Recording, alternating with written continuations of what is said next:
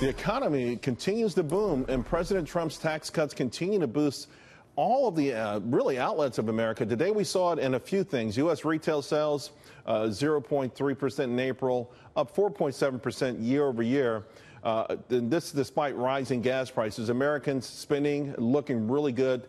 Food really up. Clothing, though, really perhaps the best. Also, garden was looking pretty good. But not the only thing that was up today. I want to bring in Burt Flickinger, Managing Director of Strategic Resource Group, along with Eric Schiffer, Chairman and CEO of the Patriarch organization, also Chairman of Reputation Management Consultants. Now, it was a bittersweet day, guys, because we had a strong Empire State number, which is manufacturing in the New York State area. We had a strong retail sales report number. We also saw housing starts that remained housing confidence up there, too. Burt, on the retail side, were you surprised? Because we should state that even though the number came in, according to consensus, the prior month was revised to a very strong number. So technically, last month was also stronger than Wall Street expected.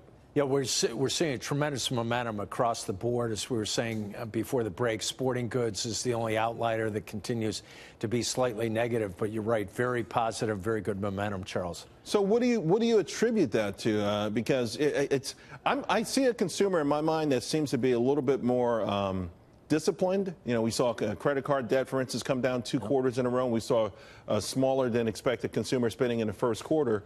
But they do spend money, right? They're just not getting over their skis in my mind. They're spending money, a lot of price discovery, better quality. With all seriousness, the late, great Rodney Dangerfield predicted this 25 years ago in Back to School in the Thornton Mellon TV ads for Big and Fat. Record level of obesity, overweight in America as people are moving from dress sizes from 8 to 18 and plus sizes for guys like me getting bigger and bigger. Clothing sales are up 4.1% versus last year, 1/5 of a point versus prior month. You know, Eric, of course, the flip side of this is Wall Street's getting a little nervous because of all this data. Also, Empire State, we saw prices. The prices are going up again. So even though official inflation data recently has been somewhat benign, there's a sense that, you know what, it's just too good and something has to be done about it.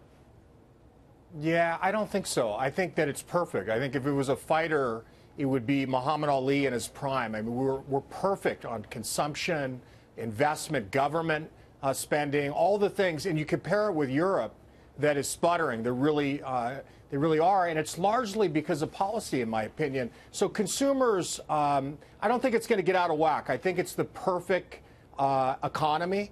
And I think it's going to continue to be so. Right. And so largely because we're governing it smartly. So this spike then that we saw in the 10-year yield, the strength in the dollar, the market being down on those developments, are you not concerned then? Do you think this is just natural and we should actually be celebrating the fact that finally the yields are going up? I think we should be celebrating. It says that we have a strong economy. It says that we're doing the right things on policy.